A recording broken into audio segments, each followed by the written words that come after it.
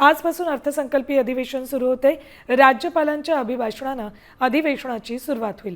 ते 6 मार्चला मुख्यमंत्री देवेंद्र फडणवीस राज्याचा अर्थसंकल्प मांडतील।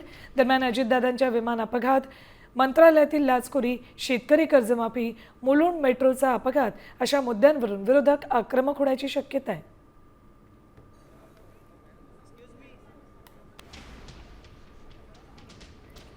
अजितदादांचा विमान अपघात,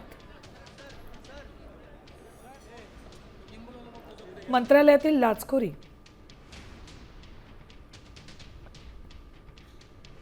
शेतकरी कर्जमाफी,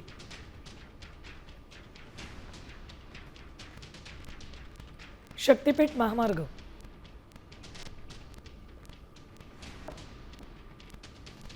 आणि मुलुंड मेट्रोचा अपघात हे मुद्दे अधिवेशनात गाजणार आहेत। विरोधक या मुद्द्यांवरून सरकारला घेणार आहेत।